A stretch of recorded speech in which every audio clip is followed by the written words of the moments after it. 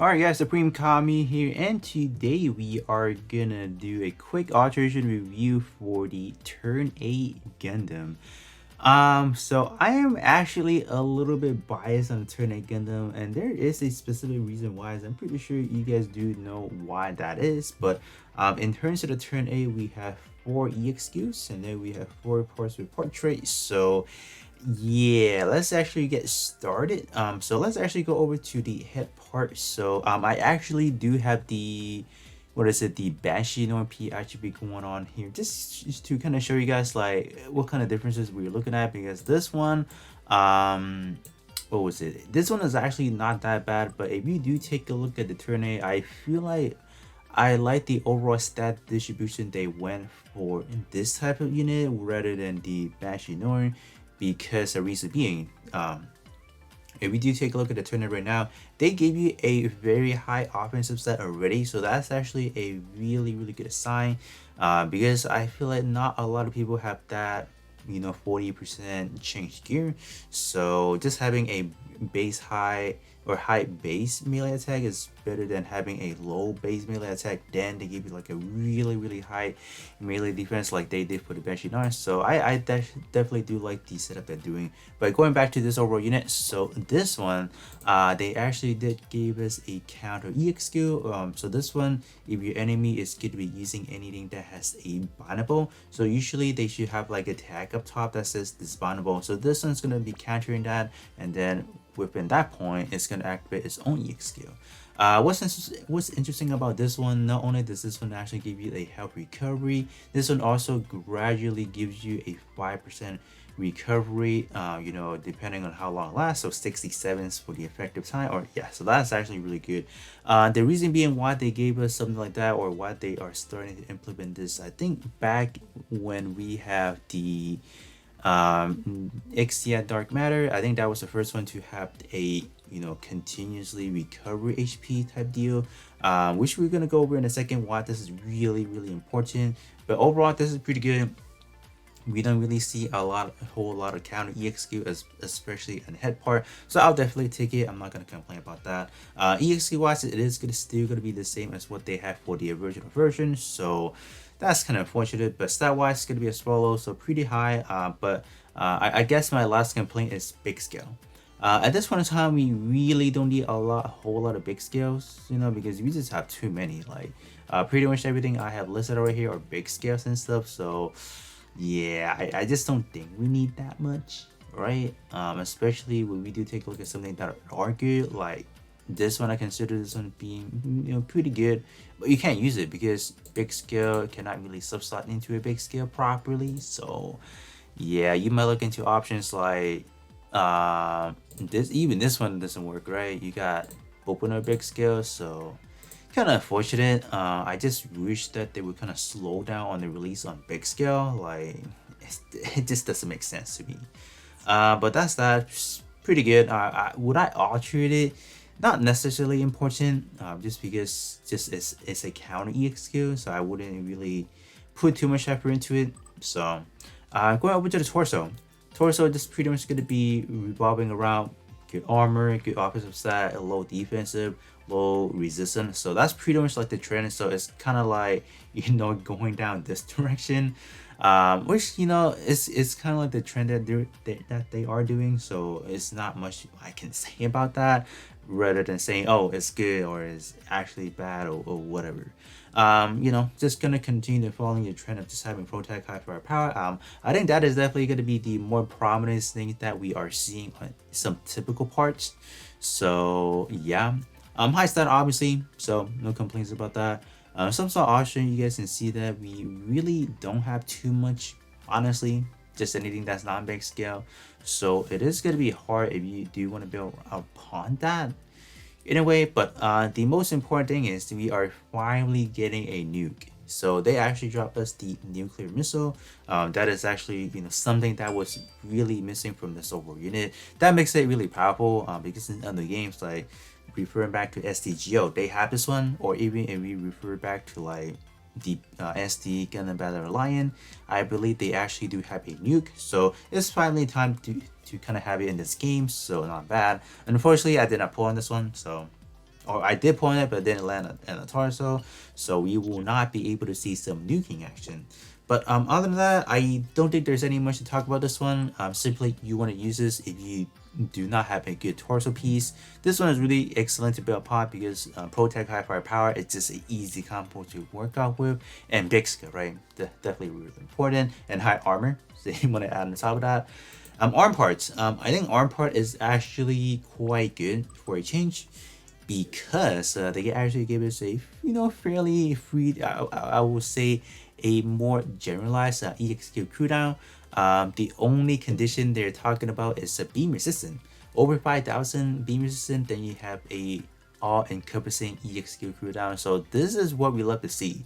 Especially EXQ cooldown, typically they are more on like a specific attribute. So whenever we see something that's non-related attribute, I want to kind of give it like a really big highlight, which is going to be this one. First portrait is also going to be good while you have Protect activated. All enemy, all damage plus 40%. So this one is going to be a squad supporting, definitely really good. Tag wise, still really awesome. Protect high firepower. So I don't see anything wrong with this arm for that specific reason. This arm is definitely really good. Stat wise, could be say otherwise. 17,000 base, but defensive stat not gonna be prominent, unfortunately. But still a very good arm. We don't really see a whole lot of EXQ cooldown like in general that are for every build, so this one is definitely the one to go for if you guys do kind of want to build around that in a way. All right, so talking about the best part in my opinion, it's definitely going to be the leg part. So I did a post on on my community tab on YouTube. So what I'm gonna be doing, I should be closing into 100%ing this leg piece over here, and then I want to fight you guys' build. So leave your friend codes in the comment section below, and then in the near future, I think maybe sometime next week when the content is kind of slowing down just a little bit, I'm gonna go ahead and just do like another video that I did not too long ago. So this iteration of my build is now still gonna be tanky, but it's gonna be a lot more powerful than the predecessor one. And then we have this one. So first of all, now you have 100% of not dying. This is crazy. And what's more busted about this one, it talks about 1 HP, right? So remember how we talk about the head part having a consistent 5% recovery for the duration? Guess what's gonna happen if you pop the head part EXQ? Just as the overall kit, I know that other EXQ starting to have this types of effects, but if you pop this one, head over to this one, let's say your enemy trying to one-shot you, whatever, they cannot, because you're surviving that final blow. So, and then if you're consistently healing, this keeps proctored because all it's saying your armor is 1% or more. So that is really good. Keep that in mind, it's 1%. It's not talking about having 1 HP. So that is the difference. So you do have to be above your 1 HP or 1% HP. So this is really awesome, and I cannot wait to test it out on my end of it. They do give you like a 1000 armor gradually raised, but that does not equate to your 1% HP threshold, unfortunately, if that kind of makes sense. But yeah, this is crazy. This is really awesome, and I cannot wait to test it out. This is definitely something that I've been, I guess searching for, something that you cannot really die alongside with like tanking parts. Like this is perfect. So yeah, I think this is why I feel like the Eternity is better than the Unicorn in a sense. I guess this is the only piece I feel like is really good, and it shows.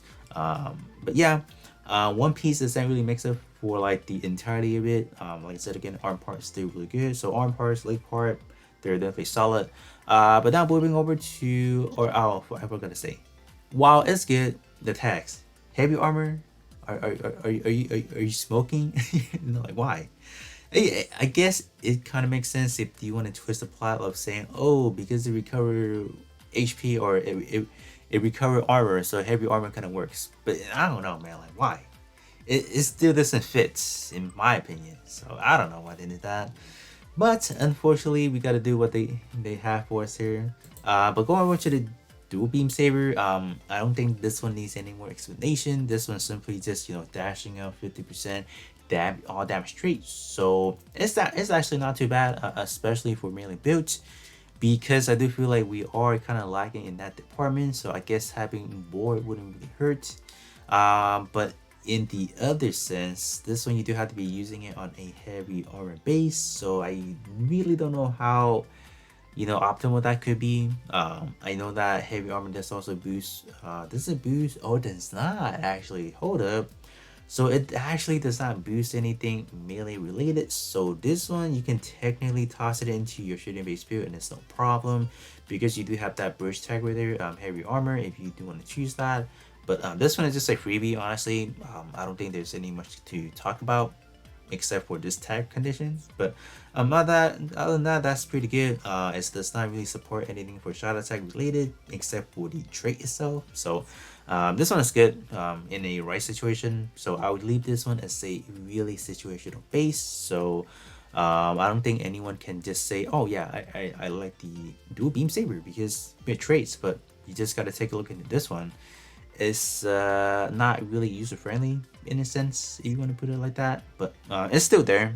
It's still something you can kind of work upon. But what I actually do like the Gundam Hammer instead, because they give you a more, I guess, all-rounder, not in the sense of all-rounder, but they give you more stat option. They give you shot attack, they give you shot defense. So in a sense, in a range type build, you can still use it if you want to.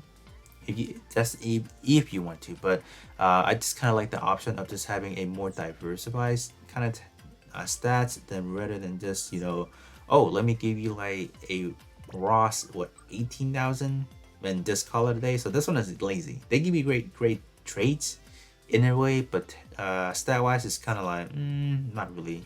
This one especially does have an EXQ and the category is a whip. So in terms of whip category, we don't really have a whole lot of option. We do have the Epion, but you cannot use it because both of them are going to be a big scale. So sad. That is really sad. But hopefully in the near future they can really start releasing stuff that aren't really big scale related, because I'm tired of seeing them. We need regular scale, or if they want to reintroduce a different scaling, I wouldn't mind. Maybe perfect grace scaling, like 1 to 1/60th, but it's not even possible. Who knows? But other than that, this is probably my favorite of the two. Just this one just gives me more. So but all right, so moving now over to the beam rifle. Same situation. Why I love the beam rifle? Not really for the EXQ potentially. It's more the stats. They're just doing a lot here. First of all, they give you a outrageously low base melee attack, but they are gonna pump that up to a 7,000 for both defense stat. So that's where it really does shine. Yeah, it's pretty good. I would definitely say. I think in the right situation, this one could make yourself be tanky in a way. Just having all those kind of like defensive stat that you normally wouldn't see. So I definitely take that. It's just the armor kind of is low at the same time. So I mean, you're not really balance things out, right? A charge that is I think this is actually a new EXQ that they toss in for the turn 8. So I do have it, so we'll actually kind of test it out in a later video in a way, but it's cool. Stat wise, it's just kind of like, I like the stat. EXQ wise, it's kind of like, yeah, kind of whatever. Tech wise, still gonna be good. Pro tech, high firepower, and whether or not you want to be altering these parts, the one that I have not really mentioned about, it really all depends on what you need. I feel like long rifle category, this one may be on a not as optimally used, because like generally speaking, we see something that's more beam rifle. I think that is definitely a more preferable choice, just because we have a lot more options to kind of choose from, and subset wise it's just a lot more easier, less hassle. But yeah, these two I would definitely say, although the sound of this one is definitely really amazing, but it's just the whip category, it's just not getting that amount of love that we really need. So this one still gets that, but not really preferable in a way. So this one probably would take the spot, but still not really that good enough because of that condition. So but last but not least, we have the shield. So shield, carries out a pretty good stat, so no complaints about that. This one is pretty good. They gave you, finally they're giving us this. So they're probably giving us a all enemy power reduced by 45% on the shield parts. Man, I cannot express how long we have been waiting for this, especially all typing, all power. Like I know we have something that's up to 90% for shooting base, like reduction. Like we have another one for 35%, but this one having, up to a 45% is good. Definitely really good, but would I say Destiny is better? Not really, because you are kind of restricted to a specific tag, which I don't really like in like a lot of situations. So and then in terms of using the Outrider job license, you are also going to be gaining an additional all or just enemy all damage plus 40%. So it's a nice balance. You're reducing stuff, then you are at the same time being able just to output a smidge more. But other than that, that's pretty much what I got for you guys as far as the turn A. This is pretty good stuff overall. Stat wise, definitely just following the trend that they've been having. Really good at offensive, and then defensive stat not so much. And then late part introducing a busted 100% chance of not dying. That is not. That is honestly one of the better part we have seen thus far. So that's why I do kind of favor this one is a edge more compared to the unicorn. But other than that, that is going to be pretty much it for me as for the Alteration review for the turn A.